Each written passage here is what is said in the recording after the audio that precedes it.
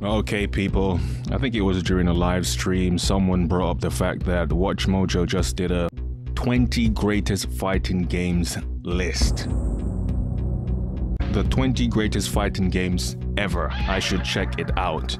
After the stream was over, I checked out the list, and good God Almighty. Okay, do you want me to feed you some bull crap, or do you want me to tell you the truth? Which one? Let's go with the truth. This list is horse shit. Simply one of the worst lists ever. Terrible. Top 20. People, this list was bad for 3 reasons. 1. Games that shouldn't have made the list made the list. 2. Games that should have been on the list never made the list. 3. The placements were horrendous. It's almost like this shit was random and the placements were random. That's probably what it actually was. Clearly the president had no idea what they were talking about.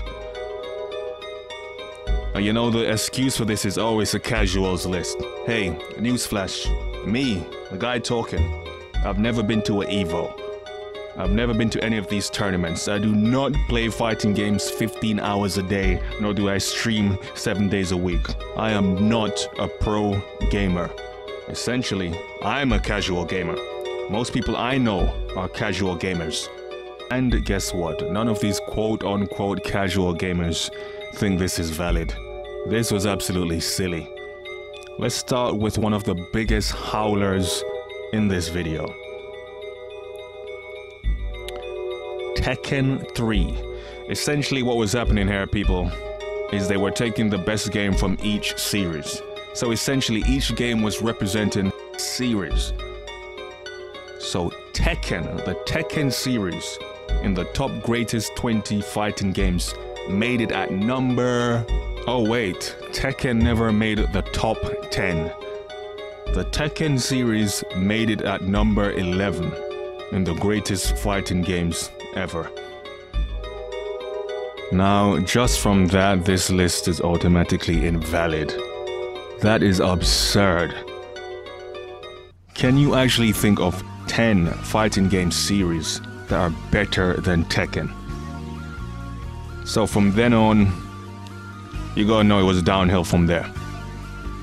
And again, 2 casual gamers. Pros have spoken about this. Allow me to speak for the casual gamers.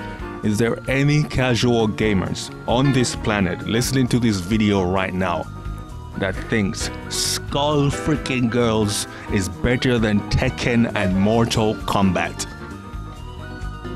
Anyone? Anyone on this planet?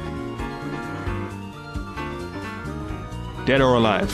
I think Dead or Alive is a cool series. Definitely should make the top 20. Is Dead or Alive better than Tekken? No! The problem here is these people didn't even have any criteria. Put some criterias up. Say you were going for sales, impact, gameplay, popularity. Even if you are a Dead or Alive fan and you think Dead or Alive has better gameplay than Tekken, it loses to Tekken in every other department. That's not an opinion, that is a fact. The King of Fighters, a series that's been around forever, can't even scrape the top 10? Skullgirls is better than King of Fighters, Tekken, Mortal Kombat, and Virtual Fighter that didn't even make the list? What?